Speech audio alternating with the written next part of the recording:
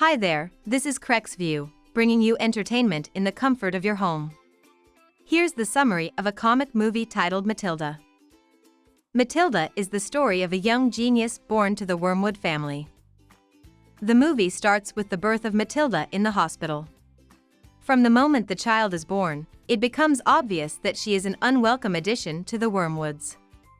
Harry, Matilda's father, walks away angrily when the nurse presents the baby to the family. Obviously, Matilda is not wanted, as Harry tells Zinnia, Matilda's mother, that her birth was a waste of time after all. They leave for home with Matilda, dumping her in the trunk with Michael, her elder brother, for company. The ride home is rough and uncomfortable, with Harry driving recklessly and yelling curses at the neighborhood kids. They get home, leaving Matilda in the trunk, totally forgotten. The Wormwoods are not nice people. Matilda grows up without the love and attention of her parents, having to take care of herself from such a little age. Her mother Zinnia doesn't know what to do with her and expects her to take care of herself, cook her meals and clean up after herself. Matilda grows up into a smart and independent child, teaching herself to cook and read. She soon finds solace in books and discovers a whole new world where she can hide for a while. Every day, she reads magazines and any book she can find at home until, finally, there's nothing more to read. She then locates a public library in the neighborhood and soon finds solace in the books. When she has gone through the books in the children's section, she approaches the librarian, who encourages her to borrow books and read at home. Back home, she tries to convince her dad to send her to school, but Harry refuses, seeing no sense in wasting money on her education. He rather prefers her to stay at home and receive catalogs for his car sales business. He insists that all the education she needs can be found from watching television, and sends her off to watch TV. One day, Harry returns home happily after a successful day at the garage where he sells used cars to rich customers. He recounts the tricks he has been up to, refurbishing cars and selling them at high amounts. He counts off the money he has made so far from sales and asks Michael to give him the total. While Michael struggles to do the math, everyone is shocked as Matilda calls the correct sum by heart. However, instead of praising her, Harry accuses her of spying on Michael and admonishes her, telling her that when a person is bad, they have to be punished. Matilda decides to punish him for being mean to her. Matilda's revenge is to replace Harry's hair tonic with Zinnia's hair dye. Harry is unaware of the switch as he goes about getting ready for his day. He looks quite comical with patches of blonde on his black hair, and this causes the whole family to laugh out loud. He covers his hair with a cap and they all leave the house for a day in the garage. Unknown to Harry, he is the subject of an ongoing investigation. The FBI is looking for evidence to prove that Harry buys stolen car parts to resell to ignorant customers. Matilda is aware of the strangers watching their home, and when she tries to persuade Harry to stop, he scolds her. Matilda again decides to play pranks and puts glue in Harry's hat. At lunch to celebrate Zinnia's winnings at bingo, Harry tries to take his cap off but can't. Zinnia insists that the hat should be off, and pulls with all her might, trying to take the cap off Harry's head. A mild commotion ensues, and as Harry tries to convince Zinnia to let him be, with Zinnia refusing to let go, they both topple over and make a mess of everywhere, toppling people's lunches and splattering food all over the place. Back home, a furious Harry insists that he did not glue his cap to his head, and Matilda curls up in her chair beside a table lamp, with a book in her hand. Harry finds Matilda readying Moby-Dick even though he had told them to put off all the lights and watch TV. Harry angrily tears up her book despite her insistence that it's a library book. He forces her to watch TV, and as Zinnia's laughter rises, Matilda becomes increasingly enraged until the television explodes. Things begin to change for Matilda from then on. Harry sells a car to Miss Agatha Trunchbull, the tyrannical principal of Crunchem All Elementary School, in exchange for admitting Matilda as a student. She's excited when Harry tells her she is going to school. The next day at school, she meets Principal Trunchbull, who she finds out is very scary and runs the school like a military zone. She even physically manhandles the children. She makes friends with Lavender and Hortensia, and when they go to class, she meets her kind-hearted teacher, Miss Jennifer Honey.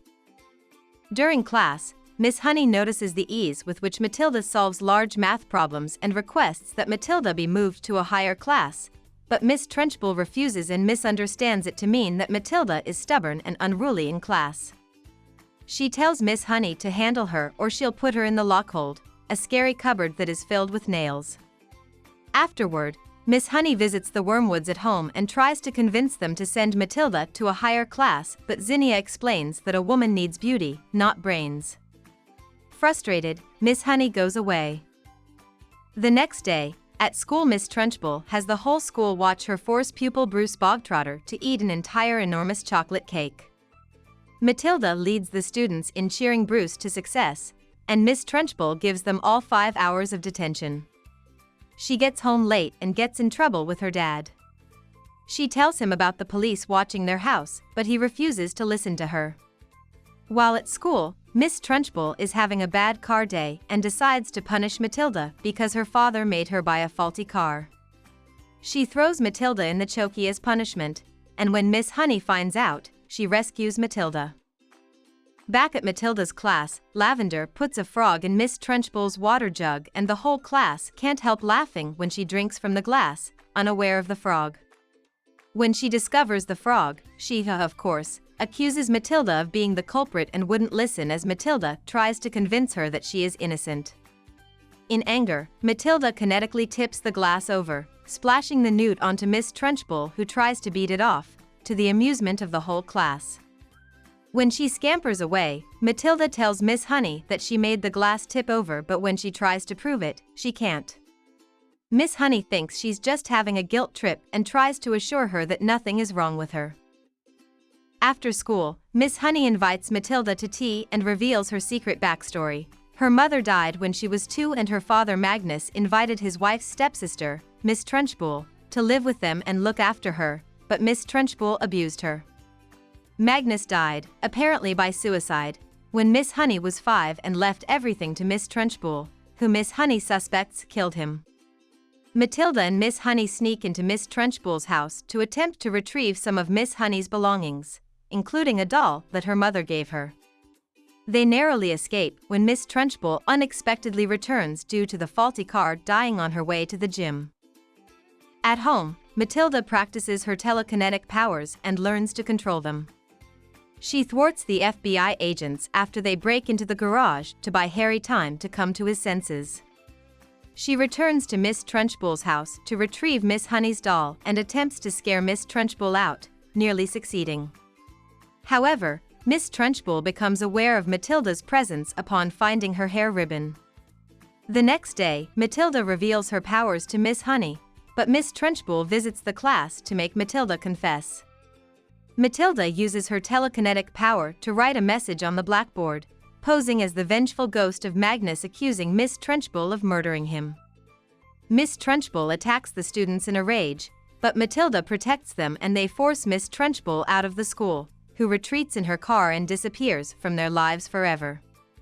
Miss Honey moves back into her father's house, with Matilda regularly visiting her. The FBI uncovers enough evidence to prosecute Harry for his dealings, prompting him, Zinnia, and Michael to flee to Guam. Matilda refuses to go, saying she would rather be adopted by Miss Honey.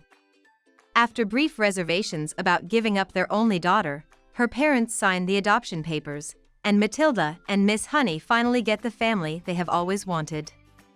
Miss Honey becomes the principal of Cruncham Hall, which becomes so popular that it gets expanded to accommodate more students. Matilda does not use her telekinetic powers for defense again, but occasionally uses them for small tasks such as retrieving books from shelves. The film ends with Miss Honey reading Moby-Dick to Matilda as a bedtime story. Thanks for watching. We hope you enjoyed the movie. Don't forget to hit like, subscribe and turn on your notification for more interesting movies on Crex View.